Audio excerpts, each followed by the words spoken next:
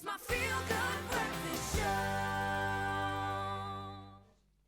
Welcome back. Thank you so much for joining us as we go a little bit crazy over rugby, and we should, because the World Cup is here. Now, staying in the loop is the closest thing to having first-hand experience, and with all things France as our focus, we do our best to keep up to date with the latest Rugby World Cup news every single day, and it's going to be crazy for the next 8 weeks, just right off everything else. We're kicking off our first rugby recap with proud sponsors of the 2023 Rugby World Cup, TotalEnergies. After an exhilarating weekend, and we've got Nathan Gogela here to open a window into what is feeling like the most confusing Rugby World Cup we've ever been through. Nathan, thank you so much for joining us, my friend. So many points of departure to start this conversation. So I suppose we have to start, we won't start with the crazy opening ceremony, which I think confused a lot of us, very French. Let's start with a very French performance in that opening game against the All Blacks. 27-13, couldn't have gone better for a French team that I think most of us felt without Intermac there, we're like, okay, so everything is going to be on Dupont's shoulders. How are they going to do it? They looked just fine without him. In fact, they looked incredibly strong. What do you make of that opening encounter? Yeah, obviously it was a good game. We saw how they started. We always knew that France, coming into the World Cup, they were going to be strong. Always, New Zealand, so obviously New Zealand didn't start very well. Obviously they played against the Box, the last warm-up game, and obviously they got a big hiding. And maybe you can help me put it into perspective. I expected the All Blacks. There was a moment in that drumming at the hands of the Springboks where it kind of looked like something had clicked. And then I saw another moment in this match again where it looked like something had clicked. We're talking about the All Blacks. We're talking about generations worth of the best rugby mindset and culture in the world. Everyone's talking about change of the guard. I still feel like the All Blacks could win this World Cup. Was that loss good or bad for the rest of the tournament? I think obviously for them it sets them a standard where they are at the moment. I think moving forward it's going to be very critical. They win all the games. I mean, they still have Italy, they still have Namibia. So obviously they need to win all those games, the remaining games in the pool stages, in order for them to make it to a quarterfinal. Then obviously they'll play against South Africa or either Ireland as well in the quarterfinal. So it doesn't get easier, but I kind of think they might like that. They might like that challenge. So we move on to obviously an Ireland side that we expected to demolish Romania, the #1 side in the world. Did they look like the #1 side in the world? Are they the tournament favourites after that performance? I mean, it was a shaky start. I mean, I saw Romania score that opening try, but again, Ireland just showed just the pedigree and how good they are, obviously, and then they won comfortably at the end against Romania. Yeah, and I think this Irish side, they are set. They've got the system in play, and it kind of feels like every player is on the same page.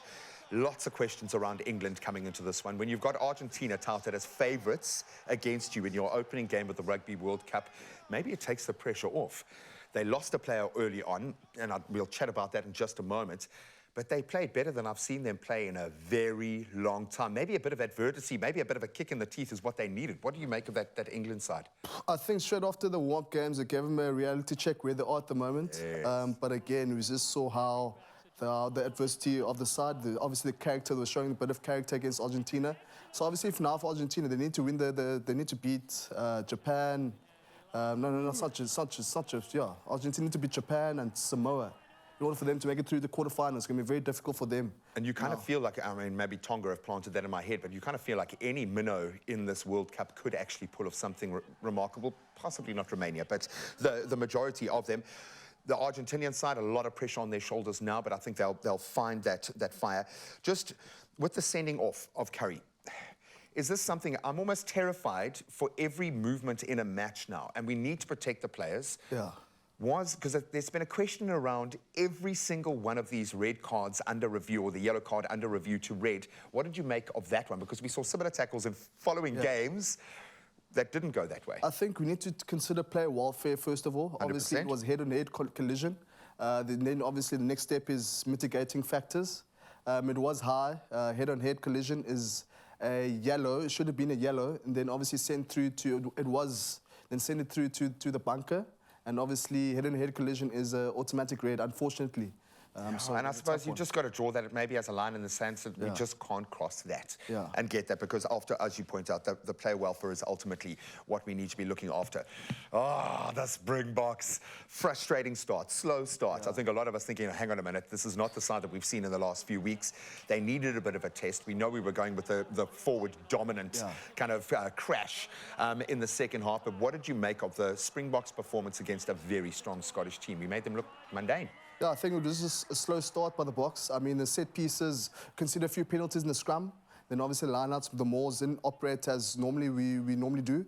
But again, the second half, we come on nicely with the subs of Oxenchair and Trevor Nyaka, and then we got forward movement in the scrums with the penalty scrum. So it was a better performance in the second half for the Boks, and obviously confidence booster moving forward in the Rugby World Cup. Because we needed this one. We needed kind of to prove a point against Scotland, and it kind of felt like they gave us their best, and we dealt with that summarily. A couple of missed opportunities as well, so it could have been a different scoreline.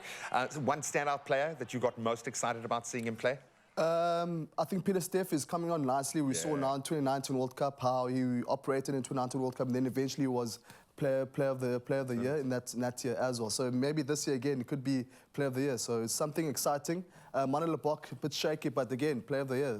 Player of the match, sorry. Yeah, 100%. So, yeah, we've seen what he can do in the URC against these sorts of players. Buddy, we love you. We're going to keep all of your details up. If people want to continue the conversation and go deep, I have a feeling you can take us layers below. But such a pleasure having you here, my friend. We are feeling the gears off to the perfect start. Now, not only are we giving you the chance to stay connected, but you can be a part of the TotalEnergies Club. Simply join us on *120 *2683 hash, or you can drop by the website totalenergies.co.za and get some incredible rewards as well. Good luck. Just like in rugby, it's uniting our energies that helps us move forward.